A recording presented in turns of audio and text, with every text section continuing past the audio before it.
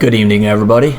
Welcome to my channel. I'm going to show you another process video, and this one is for Tiger God for Mythmere Games. Not appearing in Swords and Wizardry Complete, but it is appearing in one of their supplement books. This is the completed piece. Let's get into it. Again, I want to thank Mythmere Games. They did an awesome job on this book.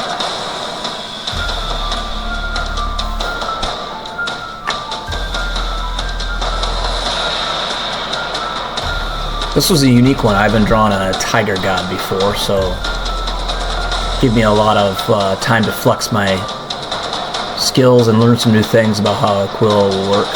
This is all done with a zebra G quill, and I'll put the link to where you can get all the materials that I use on this, or at least where I get all these materials, in the description below. I'm not sponsored though, so I don't get any kickback from these. So we're going to start out, I typically start out a lot of my pieces with an area that's, a little bit discreet in the drawing. I won't go right at the face or hands usually. So here I'm starting in on the armband and sleeve.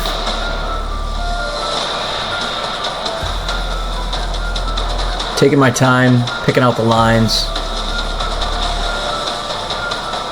making sure there's dark areas where the armband recesses. Now picking out some of these tiger stripes.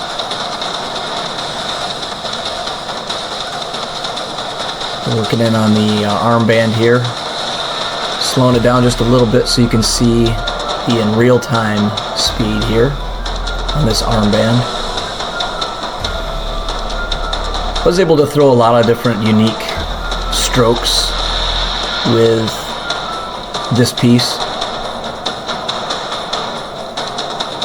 especially all the circles. I don't do a lot of circles with the nib, and you'll see later I break out a template and use for his chest piece, but I stayed with the nib for these circles here.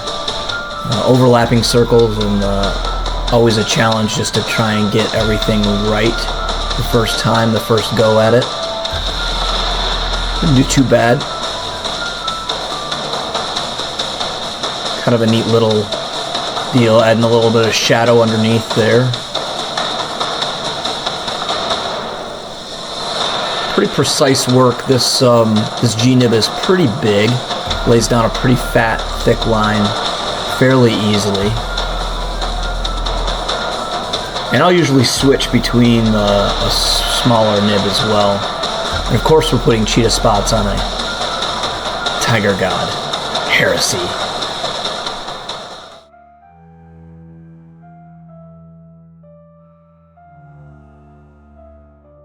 So as I was saying, I use a smaller nib on occasion, and you'll see me switch on and off.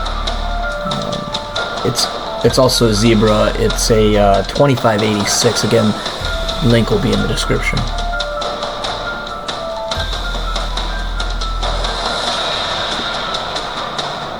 So try and get in a rough edge for the stripes, and then I'll just do short choppy lines for the actual stripe itself. Working in the anatomy, making sure that everything folds and bends the right way in the right perspective. Here I've slowed it down quite a bit just so you can see the strap work a little bit. It's kind of intricate. And the way I kind of finalize it gives it just a little bit of a highlight to show that it may be like a gold thread in there, or use your imagination what shiny color.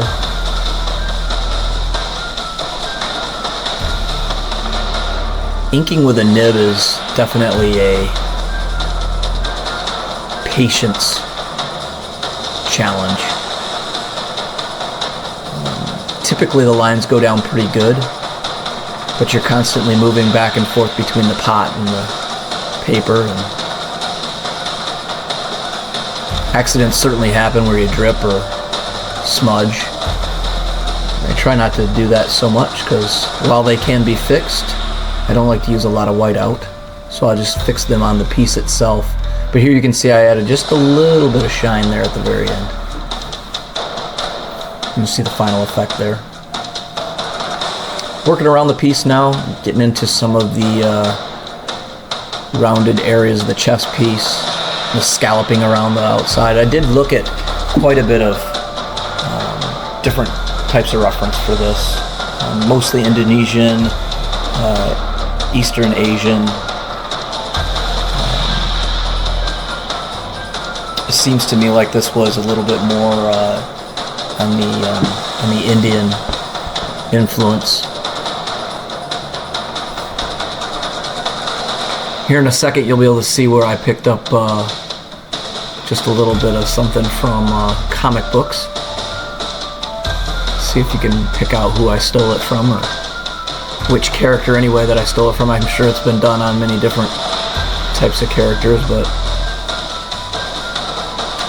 working here on his waistband. Again, this is, you know, one of those typical cummerbund type style waistbands of India. And I think tigers in general, you know, I don't know if take it off the hand, I know they come from China, but I'm pretty sure there's tigers in India too. Maybe somebody can correct me in the comments. But it always gives me, tigers always give me a sort of that Indian feel, more so than Asian. But you know, heck, I guess there's even Siberian tigers. So tigers in Russia.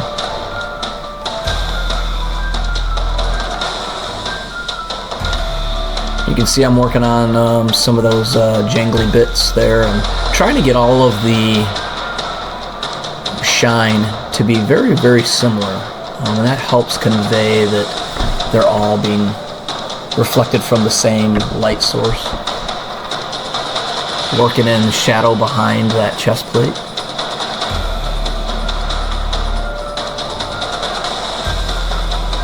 You guys will have to let me know if you like this format with a little bit longer, where I talk a little bit more about the process, and then I slow it down so you can see some of the details as well. I'm not really sure the best format for some of these, so be sure to comment when you're down there liking and subscribing, and let me know what your favorite format is. You like long form? Do you speed it up on your own? I know when I watch a lot of YouTube videos, I speed up on my own, but I do appreciate long and short form variety. So here you can see, maybe you can guess who I swiped some of these wormy marks for on the cape, and indeed, the Doctor himself.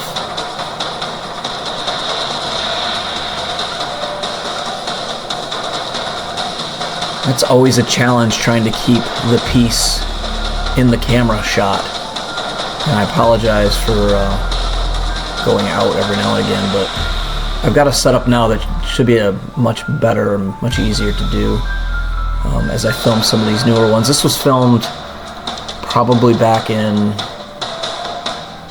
23, late 23, maybe early 24. I'd have to check. But yeah, it's so my setup was a little bit different. Now I'm running a couple of different cameras and a different setup on my drawing table, so it's a lot nicer anyway.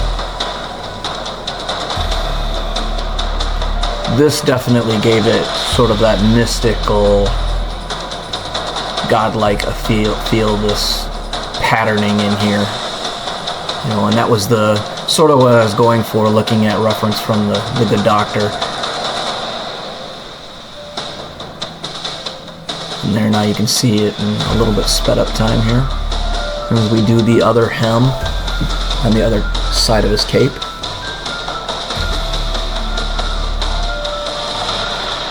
Quite mesmerizing when you're working on it, actually, all those little wormy marks.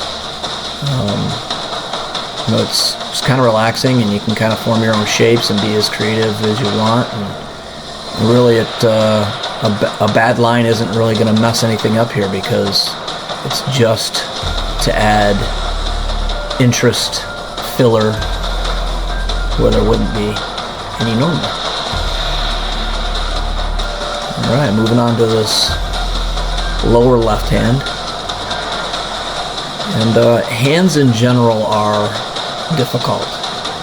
Hands in perspective pointing at the camera, probably something I should not have taken on, but if I don't take it on, I don't learn, and if I don't learn, I can't get better. So I don't believe I did too bad. The foreshortening isn't horrible. Shading is probably right there. I could probably have used a little bit thinner nib on the upper parts is the only thing I'm thinking now as I'm watching this. And that's just probably I was into it. I had been probably onto this drawing now for a few hours, and you know, once you're into something, it's hard to kind of pick up and change, and tools are no different than being called up for dinner or having to go feed the chickens or whatever. So for the most part, it looks like I use this fat G nib throughout, and that's pretty unusual. It's a pretty thick, it lays a pretty heavy line. But this is a pretty big piece. This is on 9x12 Bristol. And I do all my work on Strathmore, I believe it's 300 series Bristol. 9x12 is what this is. And then there's about a 1/2 inch margin, so it's, what, 8x11. And that's about perfect for a half-page piece that a lot of publishers call for. You see I'm going to lay in some dark, rich blacks now with the brush. I use a Windsor Newton Series 7. Although I have been mixing it up, I've been going with some Princeton Velvet Touches as well. They're a little bit cheaper. They hold up a little bit longer. They're not a Sable, but they're a synthetic. Kind of a pause in the action there, you can see before we get into the face of this thing.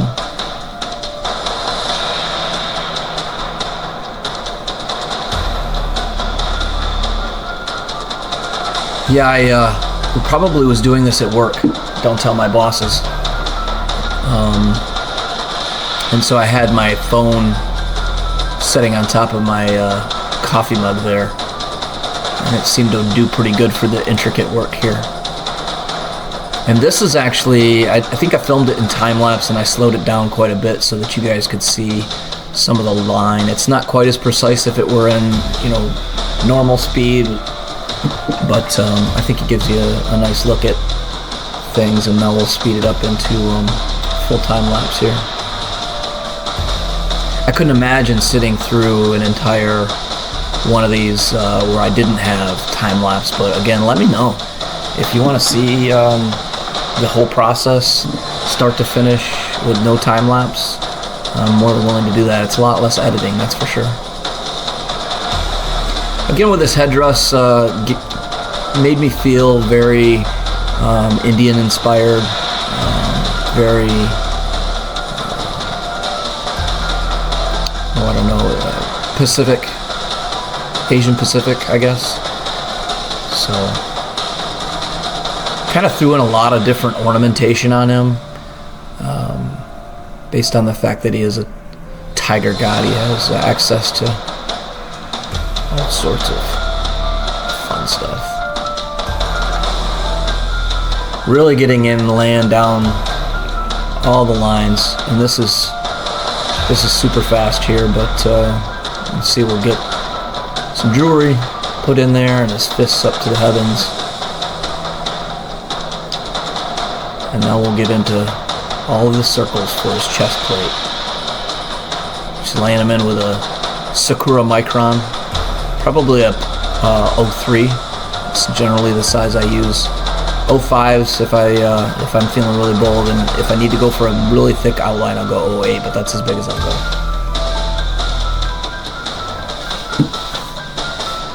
Alright, well that's it.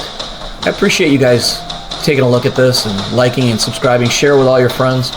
Those people who want to see art like this or the process of art. And again, if you have any comments, questions, don't hesitate to throw them down in the comments, and I'm always pretty quick on answering. And like and subscribe.